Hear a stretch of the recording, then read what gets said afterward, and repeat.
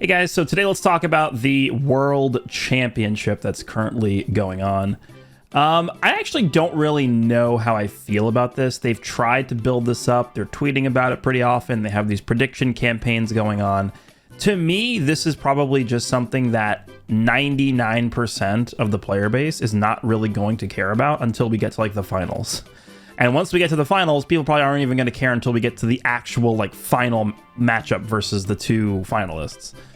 That's how I see this playing out. So they're putting a lot of effort into this, and obviously there's a lot of time being devoted to this. And I just think a large percentage, in fact, I would say probably, again, like 98% plus of the player base probably just does not care about this whatsoever. In fact, I probably shouldn't even be making a video about this because no one's really going to care. But I think it's really the reality of an event like this. But on the other hand, how else would you really do something like this? I think, you know, rather than using the LBR format for these like first two stages, I think the better way to do this is you probably just have a PvP season that's dedicated towards kind of weeding out a lot of the players and then narrowing down the roster from the PvP season. You can call it like the World Championship 2025-2026 PvP season, and then whoever reaches God rank in that season is eligible for the second stage, and then the second stage could be the start of the LBR thing. That's, I think, a better way they could have handled this. I just don't. I'm not a huge fan of the LBR season, and I'm going to talk about a lot of issues that I think I've seen and experienced with this World Championship and how they've handled this so far. But just to quickly recap how they're doing this. So the first stage was the first LBR season. This was in July, and they had like 3 different sessions for this. And this is how they determined the pool of eligible players to participate in the second stage. Now, the first stage had 3 sessions. We had the first one, which was July, the second one, which was August, and the third one, which was in September. And everybody who participated and had enough wins to make it into the second, I believe it was the top like 5% of players, ended up making it from each of these sessions into the second stage. Now, we just finished the second stage and we just had the results published here. This one was held from October 8th to October 15th. Now, this, I'm just going to talk about my personal issue with this and my experience with this. The way the LBR system works is not only are you confined to only being able to play for a week's period of time, but within that week's period of time, you have slots, time slots, every day where you can play in the game and play in this mode and be eligible to participate. Unfortunately for me, October 8th and October 15th are the days that I left and came back from vacation. I promise you this is actually what happened. I went to Hong Kong for about a week, and these are the exact dates that I was gone for. I had already had that vacation planned well before they announced that these were the dates for the second stage of the World Championship. So I wasn't going to move anything. I already had everything planned out. It was not a cheap vacation. Let's just say that. So it was kind of me trying to fit in the matches before the competition period ended. So that was the second stage, and this was also held in the LBR format. And then they say, 192 of the top players from the second stage will advance to the third stage. So the number of players that they're narrowing down from the first to the second stage, it was like top 5%, which probably was still thousands of players. But then going from the second to the third stage, I think is really where they narrow it down to kind of like the like sort of better players. I wouldn't really call them like great players yet, but sort of better players. And so that's kind of where we are right now. So we are about to head into the third stage.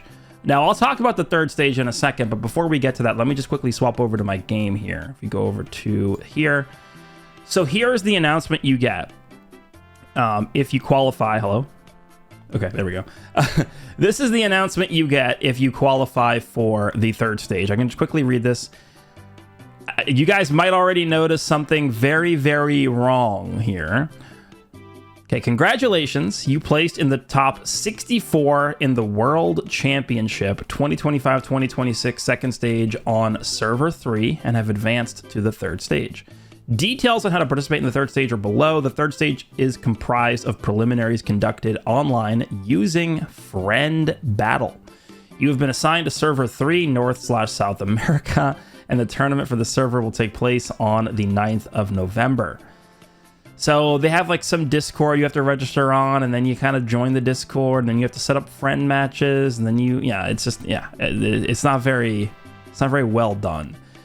The problem with this, actually, before we even talk about this, I guess I should talk about my experience with the second stage. So let me actually quickly go back here. I don't even know if we really need to go back to this, but let's just go back to the webpage for a second. My experience in the second stage was nothing short of horrific. It was really, really bad. So in total, you played 18 matches, okay? I ended up winning 18 out of my 18 matches. So I won every match. The problem with this is I had about I didn't actually count the number, but I think it was either 4, 5, or 6 matches, almost, or a third of my matches ended up with the opponent disconnecting, either in the character select screen or in the middle of the match. So I thought that they were just going to disqualify me because I wasn't going to be able to get in. Right? I think what they should have honestly, I probably shouldn't have even made it through. But it's not like it was my fault. I had no control over either disconnects or whatever. And the funny thing about it is I had perfectly smooth. Like I was I was playing in a hotel room, but the hotel again it was a very nice hotel. The internet connection was very smooth, and I had a lot of matches that were very, very smooth. No connection issues whatsoever. And then, of course, you have the occasional match where it's really, really laggy, but I'm just going to chalk that up to me maybe fighting against somebody who wasn't even geographically close to me whatsoever. But again, like 4, 5, or 6 of my matches in total ended up disconnecting in the middle. And obviously, when your opponent disconnects, your opponent becomes a bot and you get the win. There actually was, I believe, 1 or 2 matches, and I think one of these was the final match that I had, that my 18th match, was an opponent who disconnected in the character select screen. So before we even got into the match disconnected. And that just counts as a win for you. And it's actually, based off of the format and the rules of this round, it was the second round rules, you actually got a benefit from doing more damage to your opponent. So the fact that my opponent disconnected in the character select screen automatically meant that, let's just say, for example, that I had let's just say 15 or 16 wins was like the cutoff to where you got invited to the third stage or not. If it was between me making it and somebody else making it, and the person who I fought disconnecting in the character select screen was the determining factor as to me not getting in because it means I didn't do enough damage, I mean, that's literally uncontrollable. You have no control over that whatsoever. So I think it's just a really stupid system. But yeah, I mean, I didn't think I was going to make it. I didn't think I was going to get into the third stage because so many of my opponents disconnected, and I expected them to take a look at my match history and be like, oh, this guy's probably, cheating or whatever. And I mean, I won every match. I don't know what else I could have done. So here we are. So the overall experience was not very good. When you take a look at everything from it only being a week long to there being certain time slots where you can participate to just the overall format of it, pretty much everything that went into this just does not really seem too well thought out. So again, my experience with this second stage was not very, very good.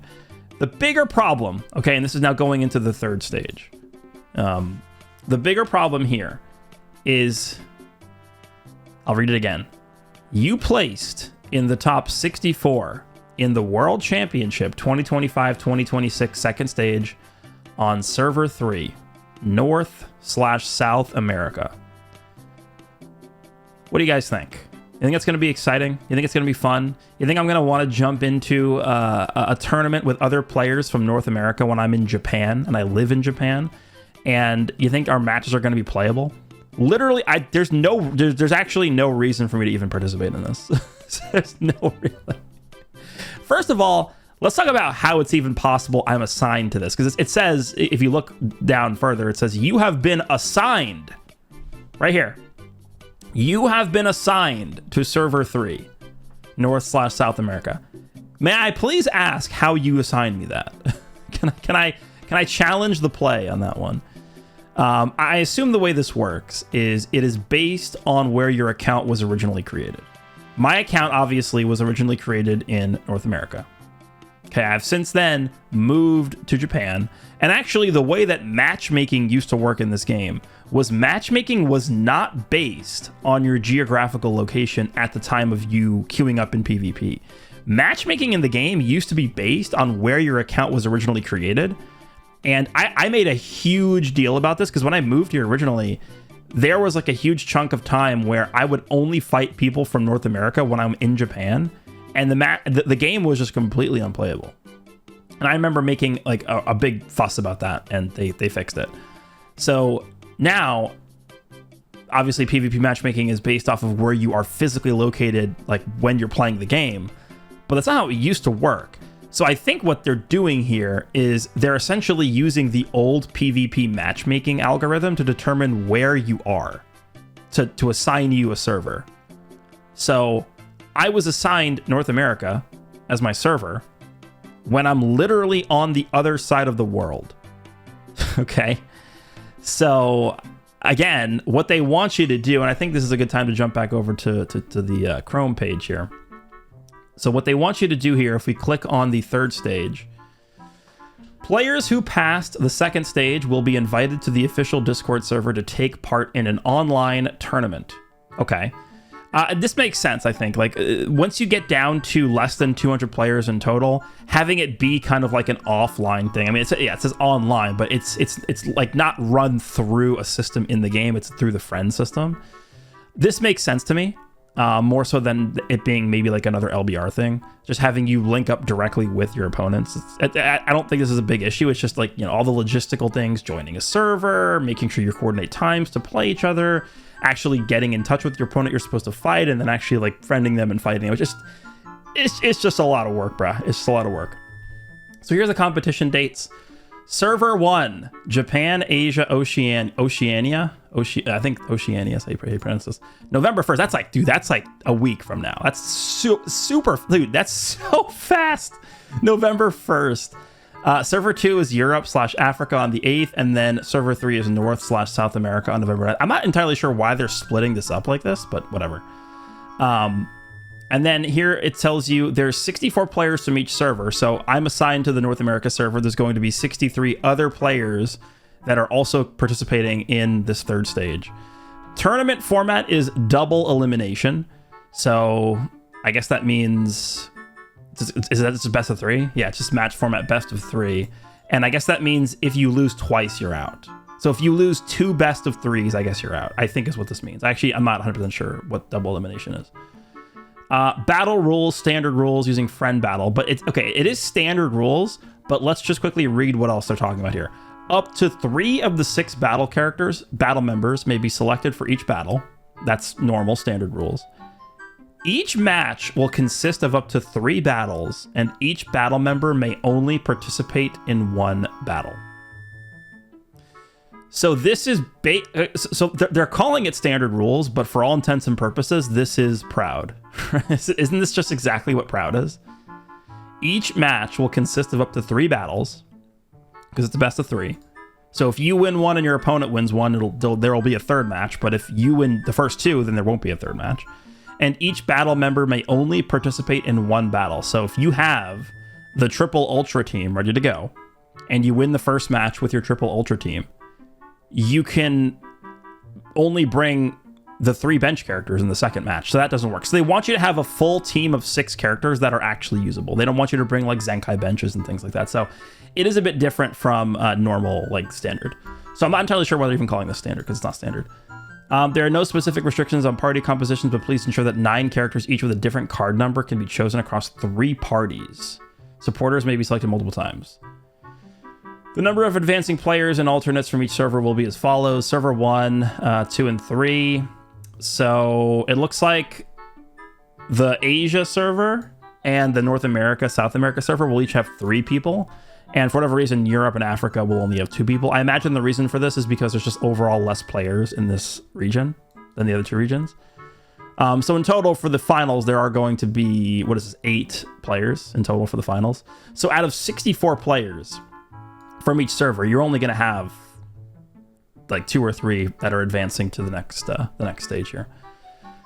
And that's pretty much it. Yeah, you have to access the channel for this tournament on the official Discord server, use the tournament organization tool, be able to come to Japan for the finals if you clear the third stage.